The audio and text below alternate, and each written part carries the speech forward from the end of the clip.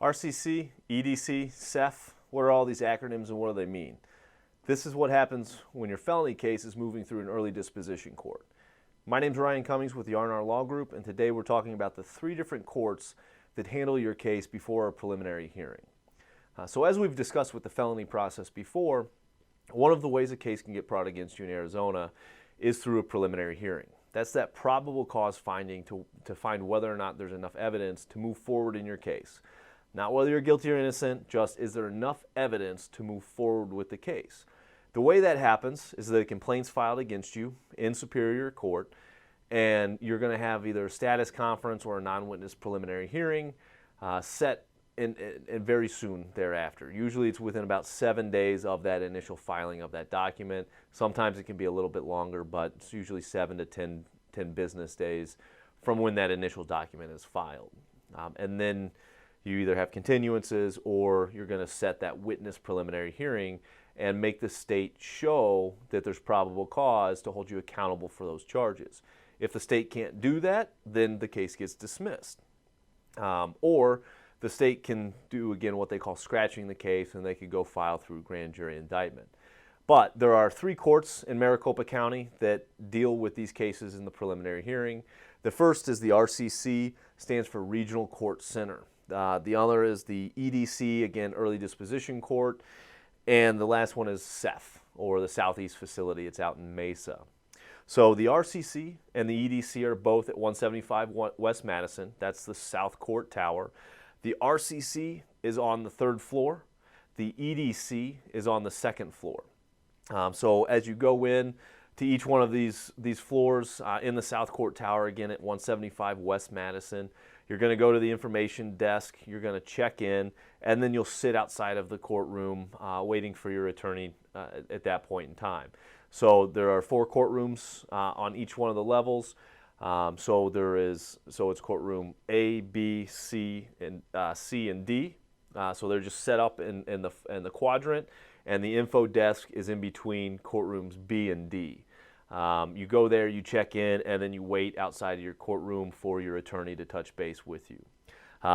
In the RCC, that court handles all of the different types of cases. So aggravated DUIs, aggravated assaults, burglaries, thefts, assaults, everything that you can think of will go through that. All of the cases except for simple possession cases. So possession of marijuana, possession of narcotic drugs, possession of dangerous drugs, possession of prescription drugs. Those cases are all going to go through the Early Disposition Court. So that's the EDC. That's on the 2nd floor of the South Court Tower. Again, 175 West Madison. That's in downtown Phoenix. 2nd floor set up just like the 3rd floor is. So you've got the 4 courtrooms, the information desk in between the 2. Some people will access the South Court Tower through the Central Court building, which is right off of Jefferson. If you go in through that building, you're going to go up the big escalator and across the Sky Bridge. That'll then put you on the 2nd floor where the EDC is, and you can either take the stairs or the escalator up if you need to be on the RCC level. Okay. The other facility that we have is the Southeast Facility. All right, so that's off of 222 East Javelina. That's in Mesa, Arizona. So those cases, and they're just, the difference between the 2 is where the allegations took place. Where in the county of Maricopa did the allegations take place? If it was out in Chandler, Tempe, some Scottsdale cases, a lot of those will go into the Southeast Facility. They will handle all cases. So they handle the drug cases. They also handle all the ag DUIs, aggravated assaults, everything else that can be charged against you as a felony. All of those cases can be out in the Southeast Facility. It just depends, again, where you got charged as to whether or not you're going to be in the Mesa facility or you're going to be in the downtown facility.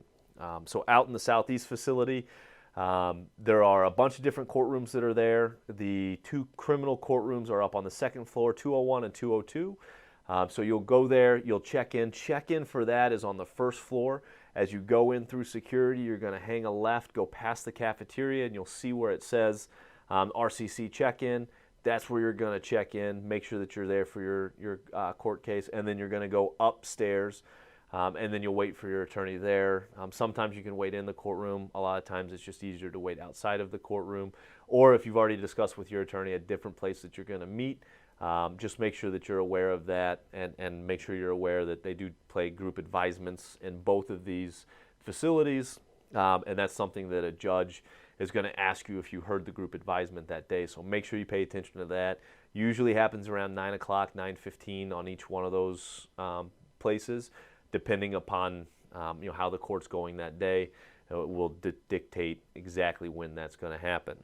So all of the cases here last about 45 to 90 days. So initial case gets filed. You're going to have that status conference or a non-witness prelim within the next 10 days or so. If you resolve your case right then and there, usually sentencing is set out for 30 days. So that's going to be on the short end of things at the 45-day mark. You can have a couple of different continuances, but the big thing about these courts is it's a very quick moving process. So they don't, the judges, the courts, they want this process to move within about 30 to 45 days. And that either means that you're setting the preliminary hearing, or you're doing a change of plea, or you're doing a straight waiver and moving it up towards that trial track. So if you continued it for 30, 45 days, something like that, and then did a change of plea, your sentencing gets set off about 30 days. Now you're looking at closer to that 90-day mark. But again, it's a quick moving cases down there. So that's one of the things that you have to keep in mind, is that some of the decisions you have to make may be a little bit quicker than if you went through the grand jury process, in which now you're set out and you've got court dates that are set about 40 days apart in between them. So just something to keep in mind. If you've got a felony case and you're in the early disposition courts, we oftentimes will structure our fee agreements in a way that if we resolve it down in the early disposition courts, our fee is less than if it goes into the trial track. The reason for that being is, again, because things move so much quicker. So a lot of the investigation, a lot of the work gets done very quickly, but it doesn't get spread out over months and months and months. So that, our belief is that we should not charge you for extra work that was not needed to be done. So our fees will reflect that. So if you're charged with a felony, give our office a call. We'll sit down. We'll talk about all of the different options that you have, where we think the case may go, and how that fits for you. So thanks for watching.